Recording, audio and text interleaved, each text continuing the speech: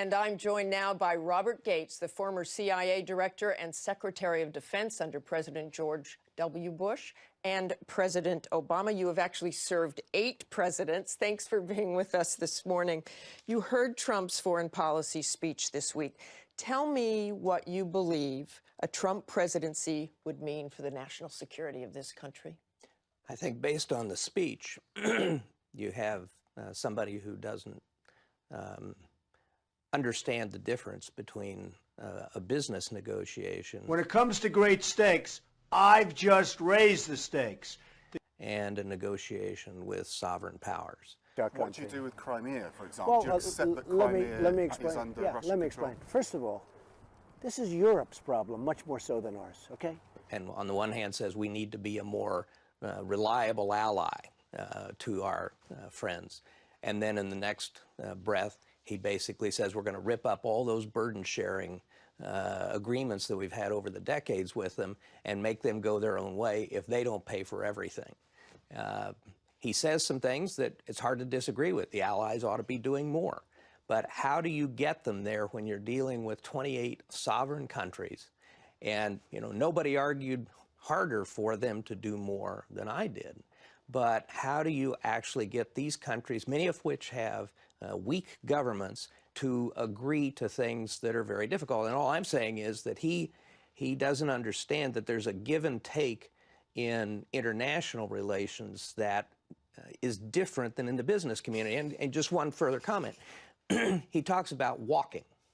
How do you walk away from China, a country that holds $1 trillion in U.S. treasuries and with which we have $500 billion in trade every year, and at the same time say we're going to launch a trade war against them? I'm going to slap a tariff on all Chinese goods coming into the United States. Okay.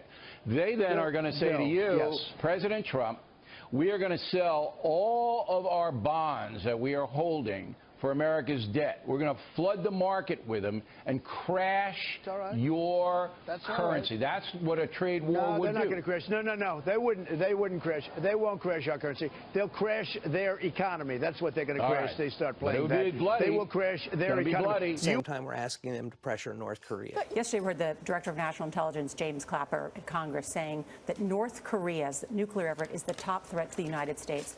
What would you do to deal with that reclusive country? I would get China to make that guy disappear in one form or another very quickly. And we have power over China. China should do that. Now, You've heard people campaign. You've heard people with no foreign policy experience come in and take over and do it a little differently than they're campaigning. So tell me what you really believe. If Donald Trump is elected, are we safe? Is the national security in good hands? One of the things that worries me, Martha, is that he doesn't appear to listen to people. He believes that he has all the answers. I know more about ISIS than the generals do, believe me. I can be more presidential than anybody.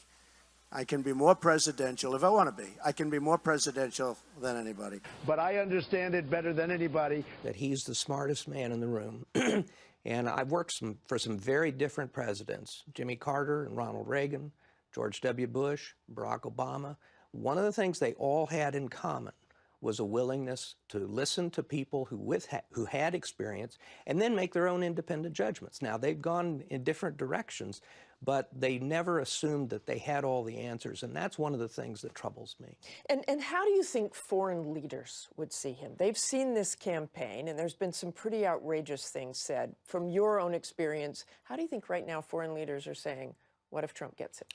Oh, I think they've spoken for themselves. Many of them have said publicly how worried they are about the possibility of Mr. Trump becoming president. His unpredictability, his lack of understanding of the complexity of international affairs, his threats, his claims that he's going to make other countries do things when, in fact, the President of the United States does not have the power to make them do things. So I think a lot of leaders around the world, both among our friends and potential adversaries, are quite concerned. You're fired.